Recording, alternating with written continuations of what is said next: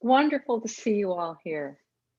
Before we begin, I'd like to mention that the district is recording this, and if you don't want to be seen in this recording and you want to leave your video off, just ask your question through chat. But we would love to see your face. All of the panelists today would prefer to see your face if you're willing to show it to us. And now let's get on with our workshop. What is coaching exactly? It's not teaching, right? It's not quite the same thing as mentoring, but it may have components of both. Coaching is a process, and that aims to improve performance. It focuses on the here and now, and not on the distant past or the distant future. Now, there are many coaching models, and today we're not considering the coach as expert, but instead the coach as a facilitator of learning. Now, there's a huge difference between teaching someone and helping them to learn. In coaching, basically the coach is helping the individual to improve their own performance. In other words, helping them to learn. As a child, I grew up fearful because of the tension between my parents. Anger could interrupt any moment, and I was already an introvert, but with this tension, I withdrew even more into my own little world and read every book on the shelf of my parents' library at home. In grade school, I didn't have any real friends because I didn't get to see that give and take. My parents didn't eat with us. We fought over the French fries. By the time I was in 7th grade, my English teacher, Janet Shea, saw that I was hiding my light under a bushel. Now, I'd read all those books, so I was way ahead of everybody else in her English class. But Mrs. Shea also taught speech and ran the drama department at school. She saw I had no friends, and so she invited me to be the school play property manager. And from then on, she was my coach, helping me learn the life skill of self-expression. And she was hired by the new high school I attended, so I got the benefit of her coaching all through high school too. By the time I graduated, I had been in plays, on the debate team, in speech competitions. They all went all the way to the state level. And after high school, I still had quite a lot of learning to do in social skills, but at least she had given me the gift of how to speak up for myself and my ideas. Now today, my fellow panelists and I will overview 5 core concepts to help you be a better coach for anyone you want to help learn. So let's see the next slide, please. The 5 concepts that we are going to cover include: first, building trust by developing a relationship. Second, listen, listen, listen. Third, use positivity as your base. Fourth, aim for one target. And fifth, be a consistent presence. Next slide. Now, this is how it will be structured. We're going to spend the first half of the hour with my wonderful fellow panelists covering each point. And then the second part of the hour, we will open up for discussion and end at 7 o'clock with a thanks to the team. So let's start off with point number 1. Our first panelist and speaker, Michael Chojnacki, is an Aikido sensei whose specialty is human dynamics. His coaching career began 20 years ago when he was helping his fellow Toastmasters and Aikido students. Today, he coaches management and leadership teams to reduce stress and turn conflict into collaboration. Michael teaches people how to develop the skills and confidence they need to overcome their greatest challenges while discovering their greater human potential. Please join me in welcoming Michael.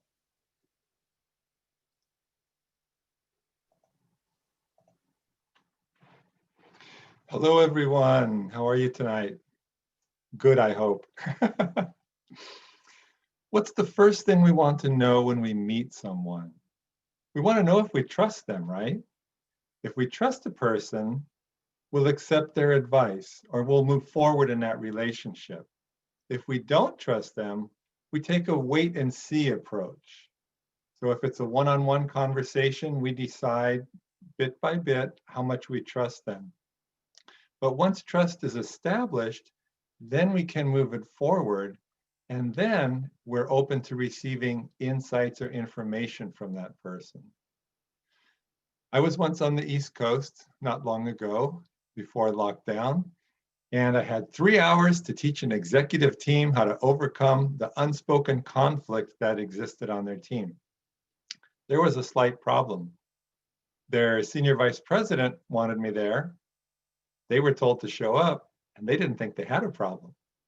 So one by one, this group of six or seven individuals, one left early, I had to develop trust with them. And each of them had a little different personality, which is common on any team or in any club. So what I did was, as soon as one person trusted me, I showed them how they could succeed, having fun, working through some exercises. And as one person trusted me, then the next one did. So one person established trust, the next one observed, they stepped in, they trusted, and then we moved forward throughout the whole team and had quite a few breakthroughs. By the end of the 3 hours, they were competing with one another for my attention and wanted to know what's next. The same sequence happens in every club or with everyone we coach. You have to develop trust first.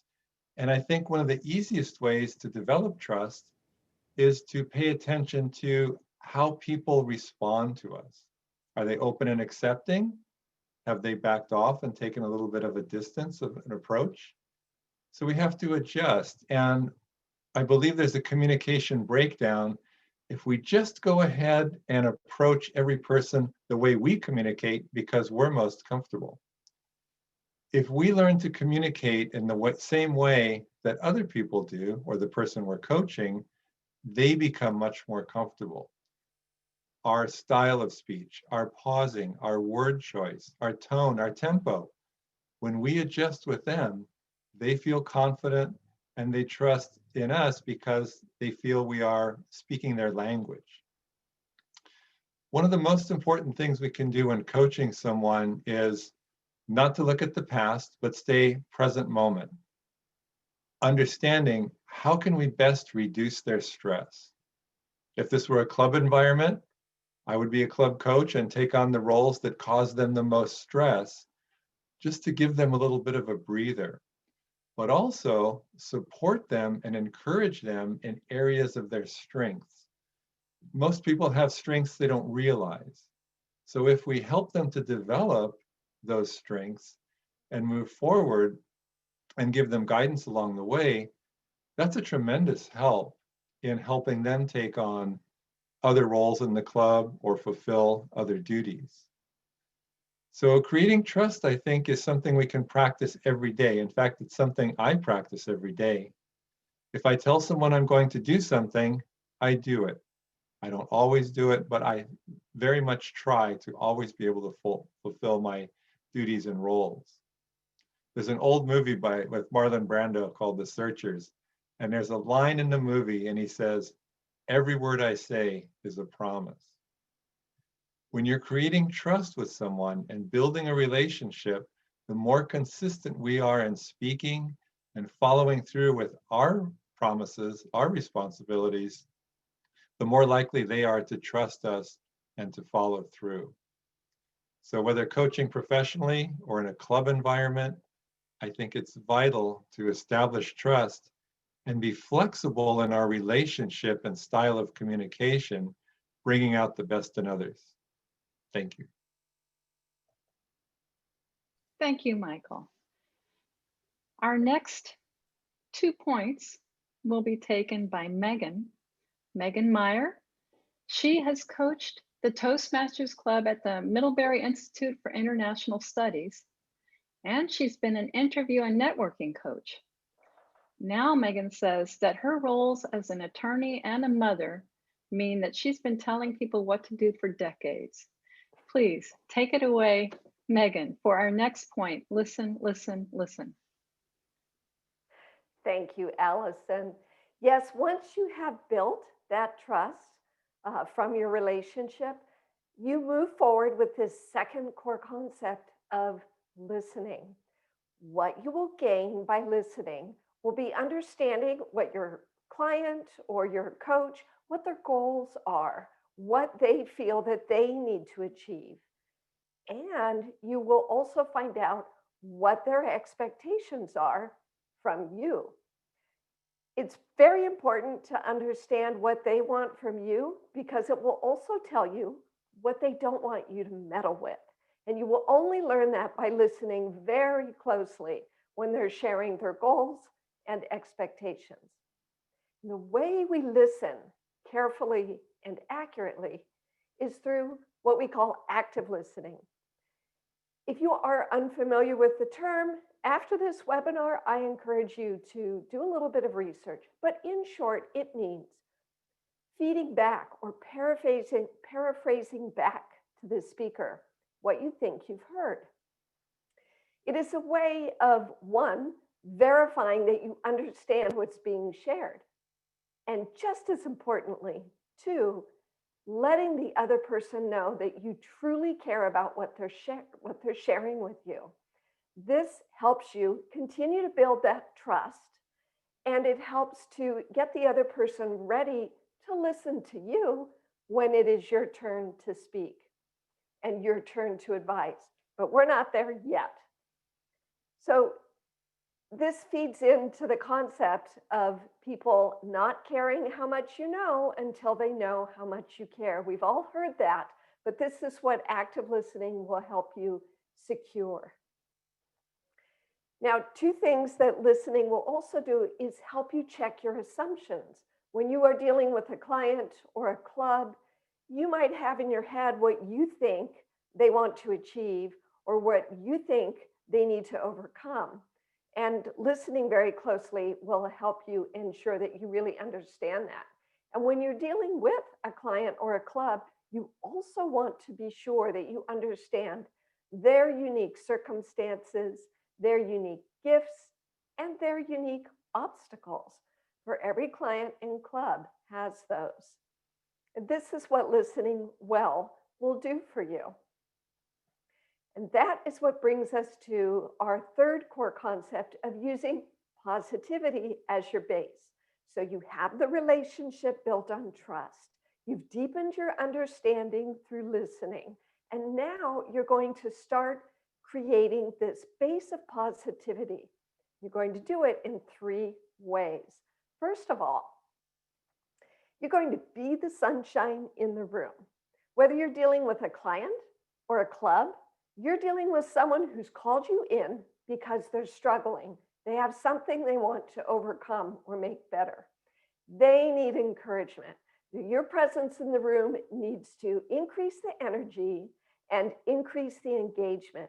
So bring your smile, bring your sunshine every time.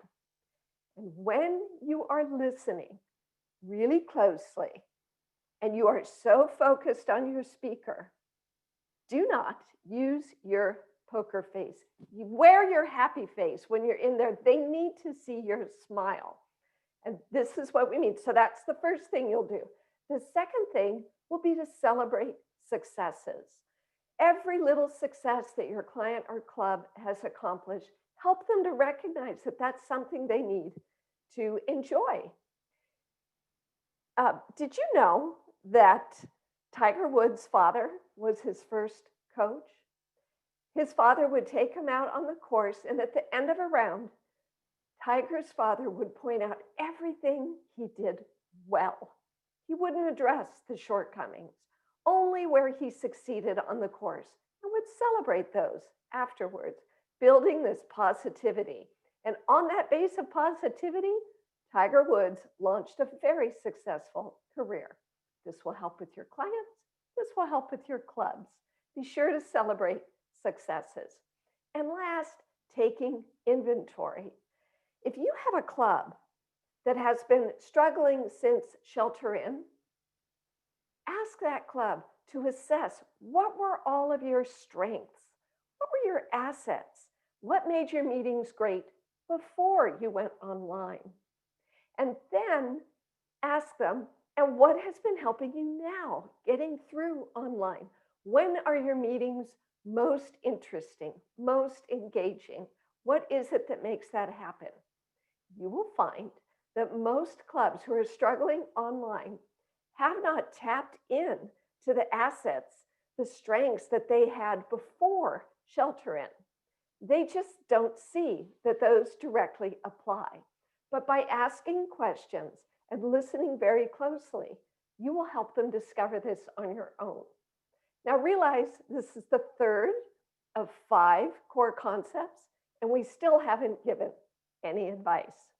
Listening closely and building a base of positivity will prepare your club or your clients for the next core concept. Thank you so much, Megan. Wow, well said. Our next core concept will be covered by Stan Eng. He has been a member of 9 clubs in 3 different districts in his 18-year Toastmaster career. He has been a digital electronics engineer at places like Northrop, Mentor Graphics, and Intel. Now that he's retired, he's focused as an amateur TV and short film producer. As a producer, he coordinates teams of people with a wide range of skills. Now, my home club, First Street Speakers, had the very good fortune of working with Stan as our coach for 2 years. Take it away, Stan. Thank you, Alyson. What is the secret to life? I'm sure you didn't expect such a weighty question from me, but bear with me. I'm going to mention another movie. The one that I saw was City Slickers, starring Jack Palance and Billy Crystal. Now, in this movie, Jack Palance was a mentor to Billy Crystal, and at one point he says, "The secret to life is one thing." And Billy Crystal just doesn't get it. He's like, so what's the one thing? What's the secret to life? What's the one thing that's the secret to life? And Jack Palance would only just say one thing. And they called back to this throughout the whole movie. And Billy Crystal finally pieces it together at the end of the movie. Jack Palance wasn't saying there's one literal thing that everyone should work on. Jack Palance was saying that work on one thing, and that's your secret to life. Your thing may be different than somebody else, but when you prioritize that one thing, everything else will fall into line. If you try to name 50 different things as your top priority, you'll get nothing done. And you'll also find that when you try to figure out what that one thing is, you'll have to reflect on what's important to you, what's important to your mentee. And in doing that, you'll understand the task at hand. It'll help calm yourself, and it'll help clarify exactly what has to be done. So stay big picture. When I evaluate somebody, I sometimes find that, especially when I'm nervous, I'll fill up my scratch pad with 20 different things. And then I'll realize that I cannot feed back 20 different things to somebody. Nobody will remember that. And more importantly, if you have 20 things that you've listed and you're not prioritizing things, then you've really failed to really understand what's important. What's the one thing that this person should work on for their next speech? And that's the approach that I take. If I find that I have a plethora of things that I've written down, I'll force myself to come up with one thing and expound on that in depth. And I'll even say that. I'll say, if there is one thing that I want you to work on the next time, it'll be this. Now, I'm not saying that there's one thing that a club should work on for the entire duration of your relationship with that club. Remember that you have a long-term relationship and you've built up some trust and you've listened and you've used positivity as a base, that all leads up to feeding back one thing that you should work on, one thing for this week, one thing for this month, one thing for the club, or one thing for that person. You can pick another thing the next week, but just remember that you can only work on one thing at a time. And then you'll find that gradually you'll chip away, knowing that gentle pressure over a long time is what wins the game.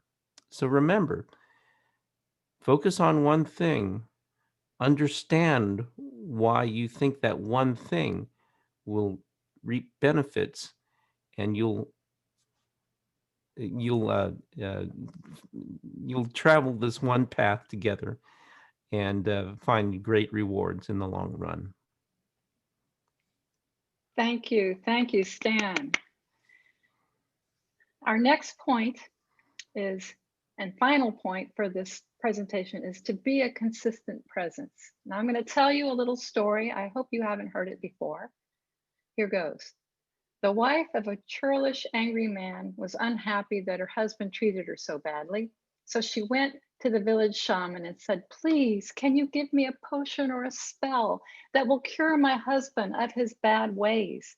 And the shaman replied, "Yes, but I will require 3 whiskers from a live tiger." "Oh no," she replied, "where can I find such a thing? Without it, I cannot make your potion. Now go." So the woman devised a plan. She went into the jungle near the territory of the tiger's den, and she could just make out his striped coat as he dozed in the shade. His nose twitched. He sensed her nearby, lifted his head, and watched the woman as she filled the bowl with some milk and set it down, then quickly left. She did the same thing every day for many weeks. Eventually, she edged closer and closer to the tiger to leave the bowl of milk. After many months, she was able to set the milk a few feet from the tiger.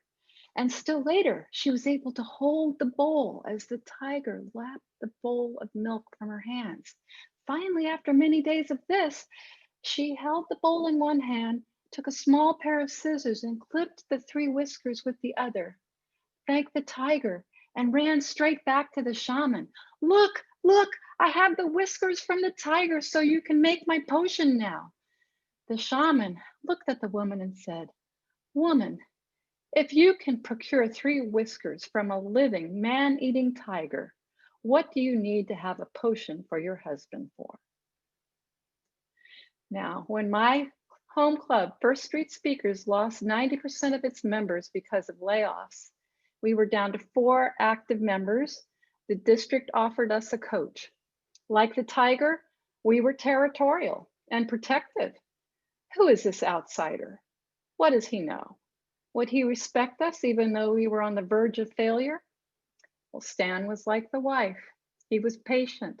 He observed our habitat, that we had too few members for any meetings. So he started meeting us for coffee.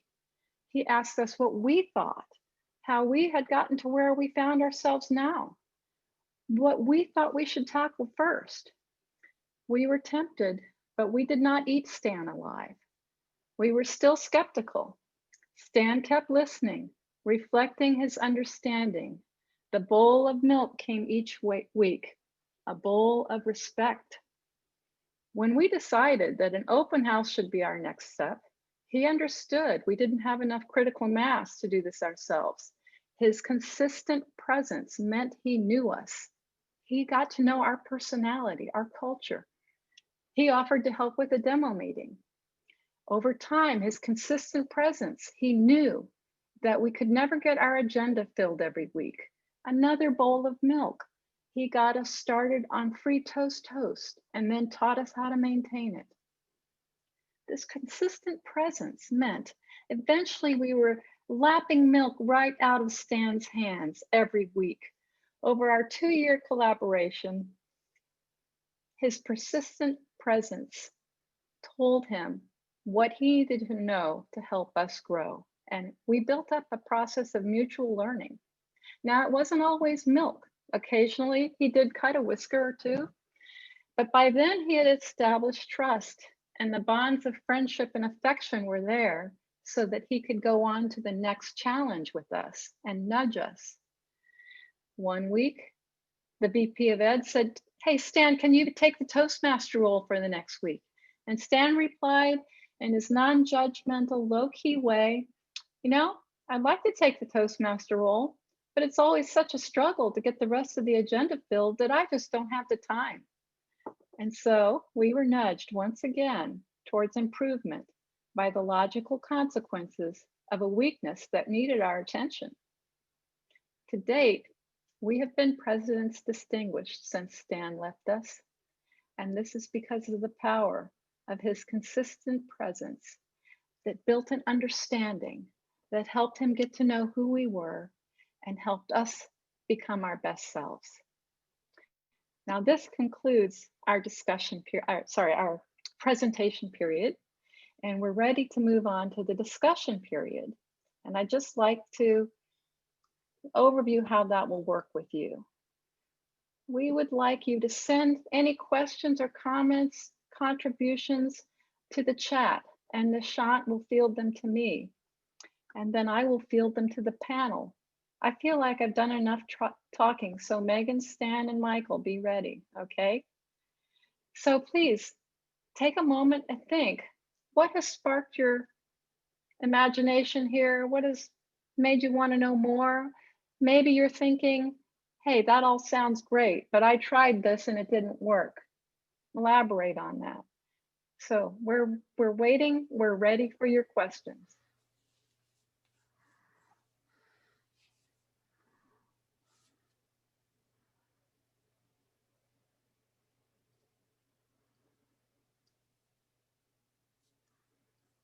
Okay, I'm going to open it up to the panel right now because the audience seems a little shy. We have some questions, actually. Oh, we do have a question? Yeah. Go for it. One is, what is the best way to train yourself to be able to ask a right question as a coach? To ask a right question. So basically, how do you find, or how would I be able to, as a coach, ask the right question to progress a club, or, what is there anything I can do to get better at asking questions? Good, very good question. Michael, would you like to take that one? Sure, that sounds fine. I bring them back to the most basic concept of what do you want to accomplish, but also why? What is your goal, but why? And if you understand that, further questions will come from that naturally. I also make sure and give them plenty of time to answer without interrupting. And then they have a comfort zone in which to fully express themselves, exploring the why a little more. So I think that's a good beginning. Thank you, Michael. Anyone that want to add on to that panel? I'd like to add a little bit on, and I would say, try to cue on what the emphasis or the importance is from the other person to do a follow-up question. For example, if they say, we really need membership, and just try to ask questions to find out how their membership has suffered, what they think has made the difference in the decline. Ask follow-up questions that focus on their first level of concern or interest. Anybody else? I'd like to add that sometimes the question isn't the right question. It's like, well, how do we get more members? Well, how did you lose the members is maybe the more pertinent question. Because if you're a club coach, you're trying to step in where a club had once thrived. And if the question is, how do we get more members? Then honestly, you can do Googles and you'll get 50 different ideas, but are they going to be pertinent to your club? Maybe the answer to getting more members to come week to week is actually to retain the members that you had had. What happened to cause you to lose those members is, to me, a very important question to ask as well. So I would try to look beneath the surface and not just look at how do we get more members, for example, which might address the symptom but not the cause. I really like that, a symptom exploration approach. Do you have a next question for us, Nishant? Yes. How to deal with a situation where the officer's not committed but still wants to control everything? Great question. Great question. Michael. No, I'll give this one. I asked you first last time. How about you, Megan? Sure. Well, so you have an officer who is not committed but doesn't want to share control. I think one approach should be, and this could be because it's become my lawyer background, the Socratic method just works. I would keep asking questions. Again, like we've already heard, what are your goals and why? And once that's explored, I would keep asking, and how do you think we'll get there? What do you think will be helpful to you? And then kind of with the active listening, feedback their answer and build on that. And how will this help the club?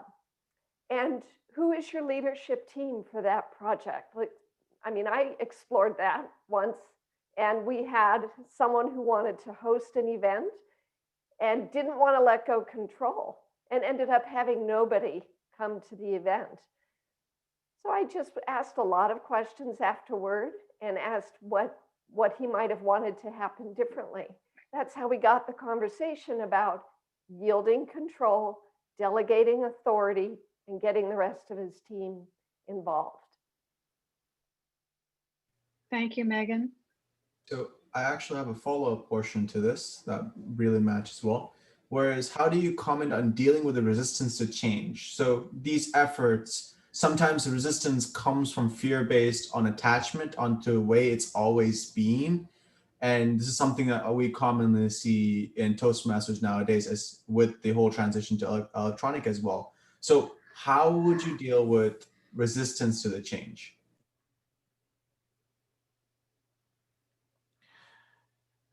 Stan, go ahead. You saw me nodding my head, huh? Yeah. Yeah. So I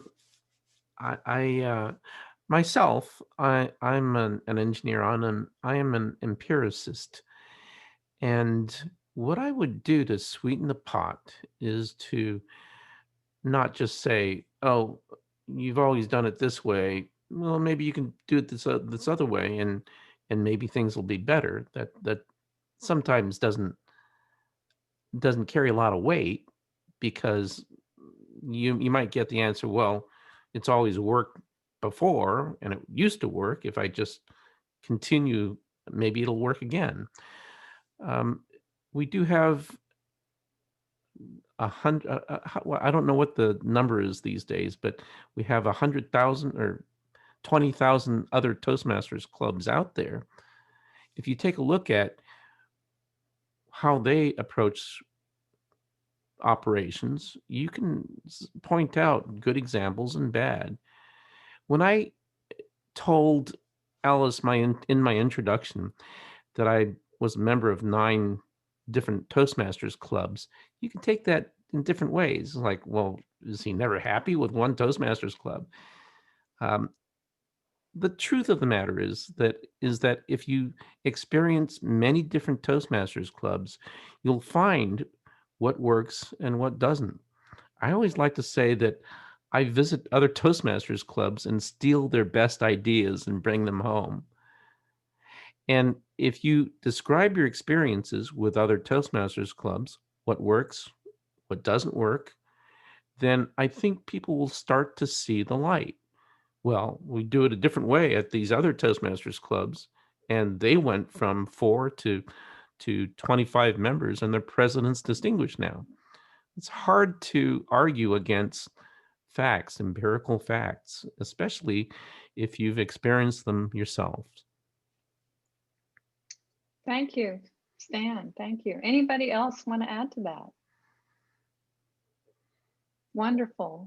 I love that. That's a good, yeah, Megan, please. Just one thing I would add, I really like this. Sometimes when you're dealing with someone who's really controlling, they have to have control over the idea. So if you just help them discover it on their own so that they can own the discovery of whether it's by visiting another club or just coming up with the idea themselves, then they will be beholden to that new idea. I You need totally soft agree. skills. Yeah. Wonderful advice. It doesn't really matter whose idea it is if it works, and if the person with the resistance feels that they're getting credit, and then they buy in, let it be their idea. Okay, next question, please. How do you, I'm assuming that given from how you have responded to the previous two questions, that is an answer to how you would assist a club that's disorganized, such as not having an agenda before the meetings, unsure who will show up, there's no scheduled speaker, and even then, no one's willing to give a pocket speech. If that's not the case, if the reasons you gave are not the answer, is there a better way to deal with such a situation on where the club is disorganized and they're just not prepared and no one's really ready to take up the responsibility to be ready? I'd like to answer that one first, but I'm happy for other people to chime in. Well, that was exactly the situation at my home club. We had only 4 people. There was no way we could keep an agenda going week after week. And so Stan came in and he didn't expect us to conduct a meeting. He came in and spent several weeks just having coffee with us and listening and building a rapport. And even though probably most of the ideas were his because we were all demoralized, he put out these options in such a way that we could say, oh, we tried that, but oh yeah, we didn't try it quite that way. And so we got to decide, yeah, these are all our different possible options. What do we want to do next? And he just kind of guided us. You know, we said, well, we've tried an open house already. Nobody's coming to them. You know, we've had 3 layoffs. Nobody in the company wants to come to a Toastmasters open house. So he encouraged us to consider being an open club. And then he encouraged us that we don't have to make the open house look good by ourselves. And there are ways to take it step by step. Stan, what do you want to say? I want to say that the fact that nobody's willing to give a pocket speech might be for several different reasons. One reason I've found is that sometimes clubs have really high expectations of speakers, and people might be cowed away from just speaking on just a variety of topics. So look at why people don't want to give a pocket speech. Is it because we're expecting perfection from every speech? If that's the reason, then maybe your club needs to chill out a little bit and just allow people to make mistakes. I enjoy a club atmosphere where, yes, we're trying to improve ourselves, but we're not afraid to fall on our face. That's why we have such a rapport. That's why the rapport is so good at successful clubs. We help each other, but we're not going to climb on each other's backs if we fail every once in a while. So I would try to take a look at this from several angles. Why can't we give pocket speeches? Maybe because we feel that we need to polish our speeches before we give them, which is not true. So look at it from different angles. Thanks, Dan. Gavin has his hand raised. Nishant, do you have any follow-on questions or from that? I'm seeing quite a few questions in the chat, so I'm wondering if we should field those first. I see your hand, Gavin. Maybe one of these questions will be related to what you're thinking. Actually, yeah. So let's. I have more questions if you want to ask them, or we can let Gavin go ahead and ask his question and go back to the chat questions as well. Gavin, you can unmute and ask your question.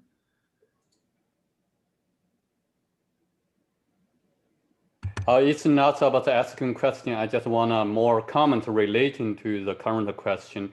I think the key is to show the difference. I'm the coach of ASM Toastmasters.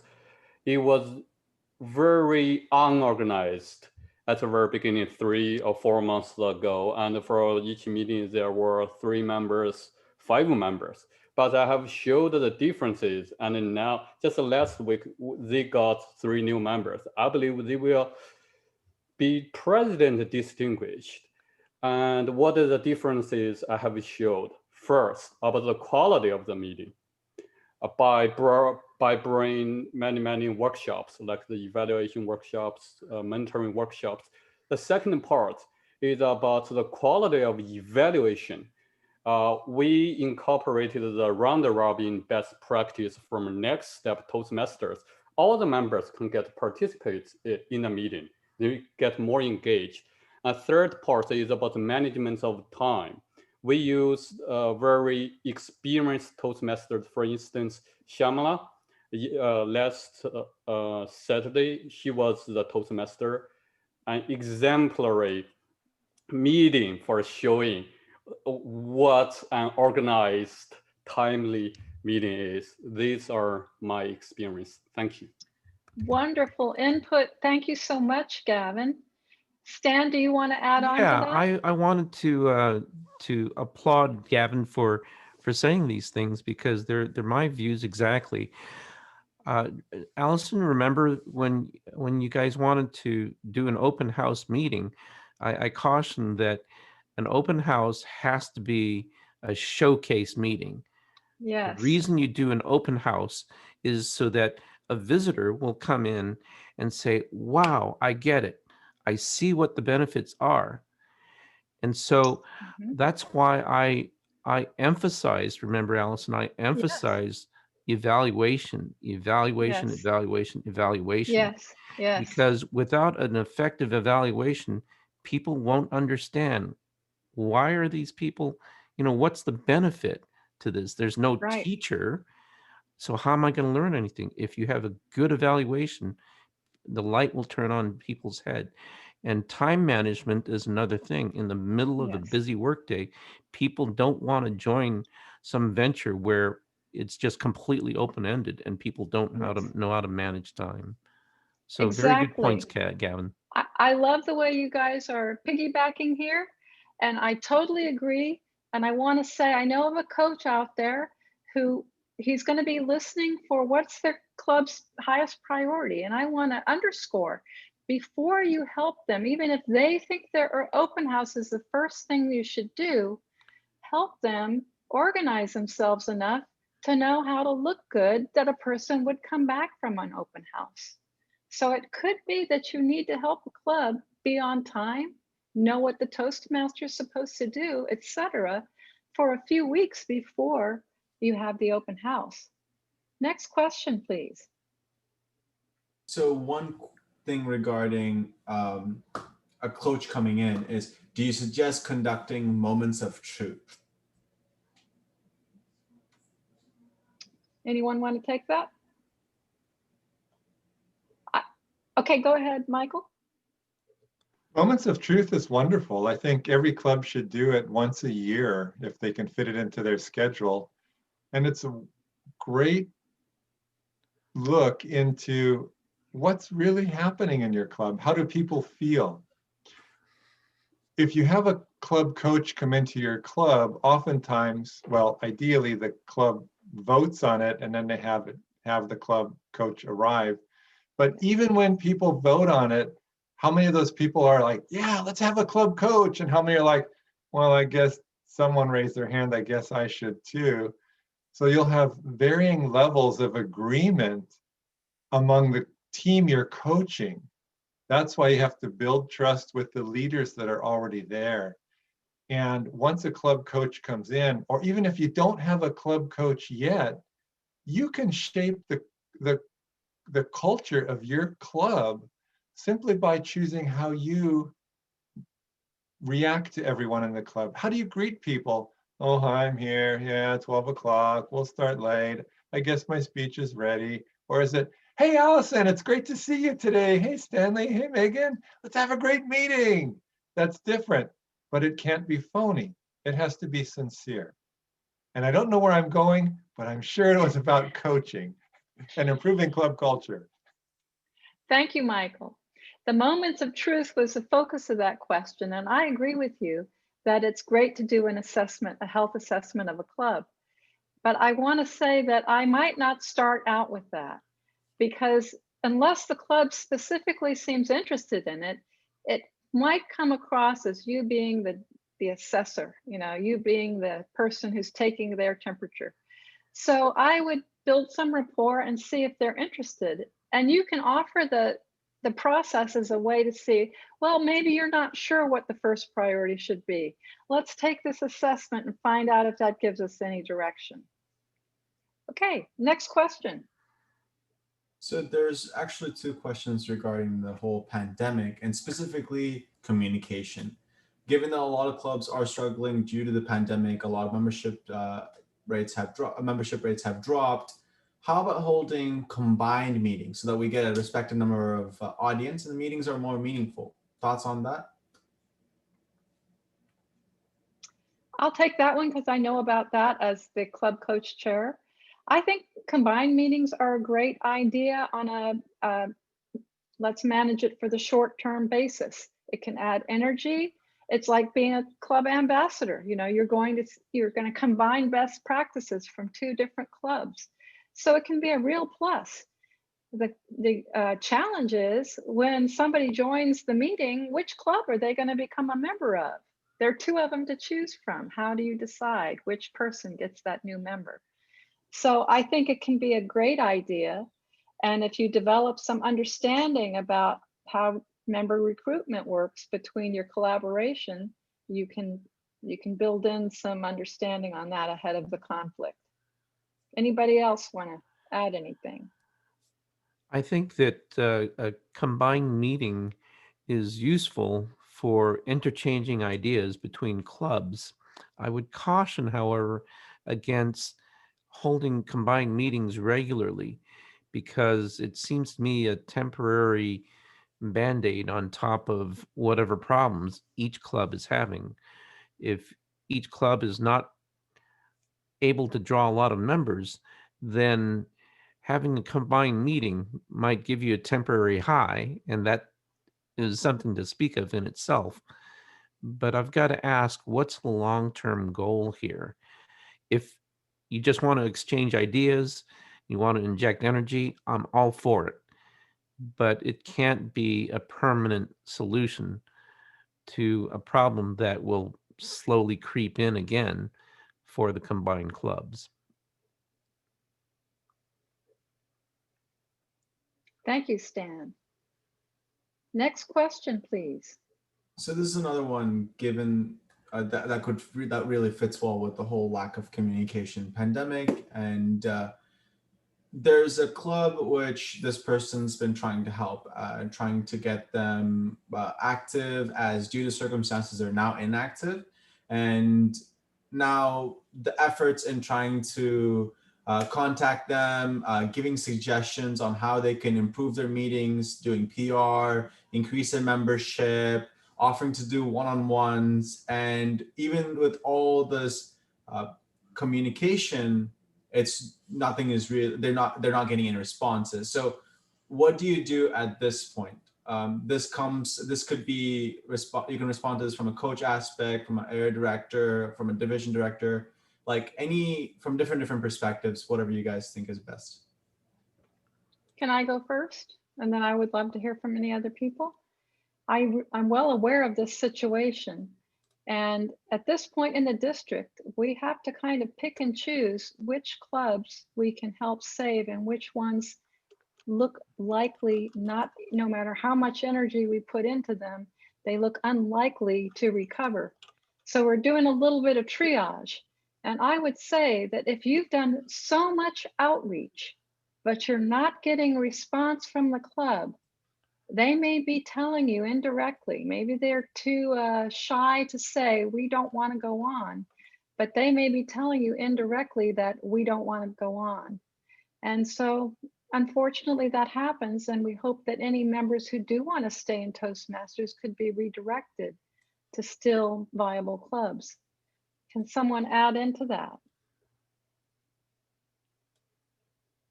Megan.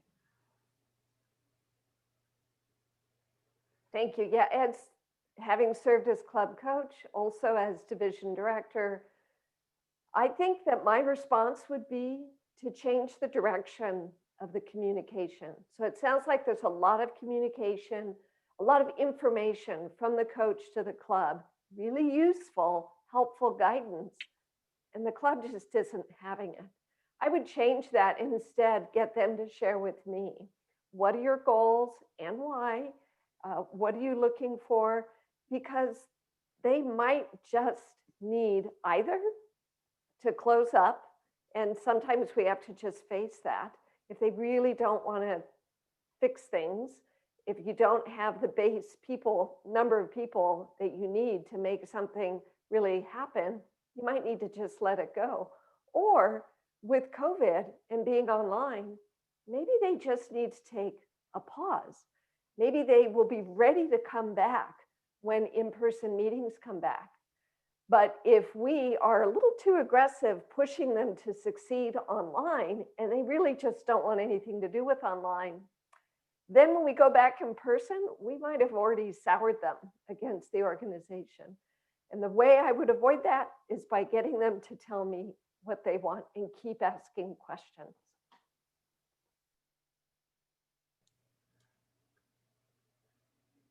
Thank you, Megan. Does anyone want to add to that? I know it could be very frustrating if you're in a coaching or an area director position and you keep doing the outreach and you keep getting ignored. So yes, I agree with Megan. It's like you don't want to cast your pearls, so to speak, before swine. Like if you're offering things and you're getting them trampled down or ignored, let them come to you when they're ready. But you do have to make the offer. You have to make your sincere best effort and not just shut it down out of frustration. So do we have more questions, or shall we just hear from the audience? Any people who want to raise their hands and make a comment or a question?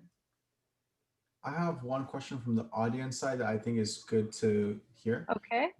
Please share what are a few things we can expect when a Toastmaster is coaching us and how to get the most out of it. Shall I take, who wants, Stan, go ahead. Yeah, I want to say that you should, if you're being coached, don't rely on the coach to come up with all the ideas. The coach is really there as a facilitator to ask questions so you can answer and engender some discussion amongst your own club, because the best course of action is not something that's imposed on the club from outside. The best course of action is something that you come up with the help of a club coach. So don't expect the club coach to be your savior, to be the guru, to provide you with all the answers. Remember one thing, Jack Palance didn't tell Billy Crystal what that one thing was. He told Billy Crystal that you have to come up with that one thing that's important to you. And that's how you chart a course that's authentic and will work for your club, because it comes from you. Thank you so much, Stan. Good underscore. I want to respond to two things I've seen in the chat before I close and thank the team. One of them was, how do you prove that your coaching session has been helpful if it doesn't look like there are any results during the meeting? And I want to say, you may not ever know in that week or even in that month if your coaching session has been helpful. The idea is that you're a persistent presence working with the club to come up with something that they want to accomplish so the club can stay viable.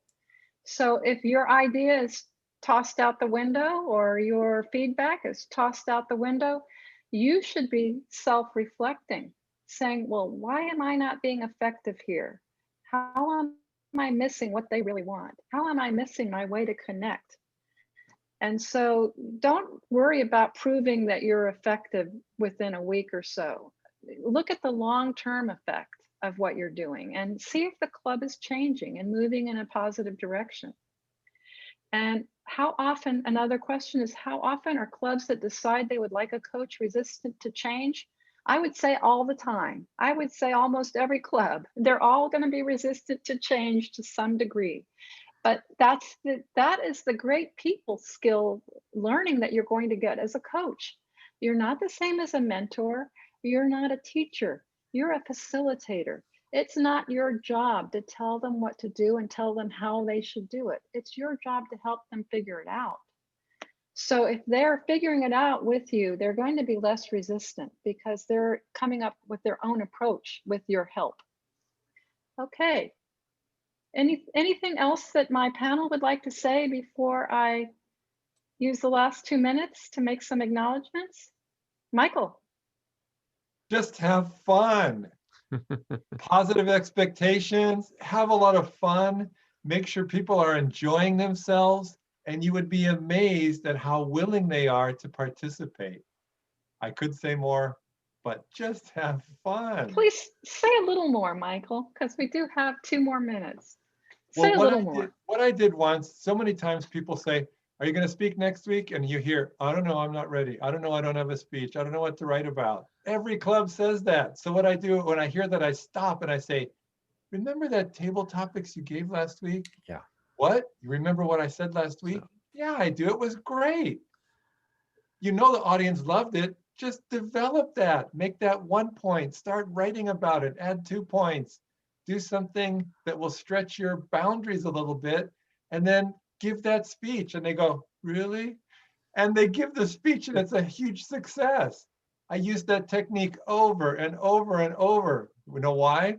Because it creates success over and over and over. And people are amazed at what speeches they give.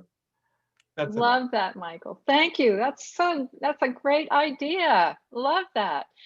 Stan, you had your hand up for a Yeah, second. along the lines of having fun. If you're a struggling club, then all bets are off. I'm going to say something that's heretical right here. You don't have to give a manual speech if nothing fits, right? You can color outside the lines especially if you're a struggling club. What's there to lose? Have fun with it. Have fun with the format, and just speak on something completely outside the realm of any of the projects that you have. The important thing is to build the rapport and to be unafraid to speak. Right? I won't tell anybody you said that, Stan. Okay, I'm just kidding. But you're right. When a club is about to go under, you really need to be creative. And I think if they can start to have fun, even as they're making positive changes, you're going to keep them coming back. So could you bring up the slide deck again, please, Nishant? I'd like to take our last minute or so to thank the panelists. I can't think of a better group of folks to talk about coaching. They just highlighted their expertise for us so well, and I hope you all have some new practical ideas. Thank you, Yifeng, for introducing us, for sponsoring the Club Coach program, and for being our timer. Nishant, as I've said many times, you are our hero and our production guy. Thank you for being such a wonderful moderator. Now I'd like to point everybody's eyes to the slide about the Club Coach program. If you want to learn these very special skills, different from making speeches, different from being an officer, this is all about nuance. If you want to have a better relationship with your boyfriend or your spouse, learn how to do it as a coach. I tell you, it will reap rewards. Okay, go to the District 101 Coach a Club page. You just pull down the District 101 information, and it'll bring you to this page. It'll give you more resources, and it will contact me, Alyson, the chair. And I am telling you, I would be so happy to hear from you. Please, if you'd like to be a coach, send me an inquiry and I will get in touch with you right away. And coaches, current coaches, if you're currently coaching and you're here tonight, would you start sending me some of your club coach reports? I'd like to know what's going on out there. And with that, I think we've covered all the bases. Thank you, Megan, Michael, Stan, Ifing, Nishant. Thank you. And thank you all of our attendees. Oh, Gavin asked me to plug a session that's coming up. There's a great event coming up from Gavin, how to captivate and persuade your audience. He has put it in the chat. Please don't miss that. Gavin has really come up with some great workshops. Don't miss out how to captivate and persuade your audience. All right, we'll say goodnight.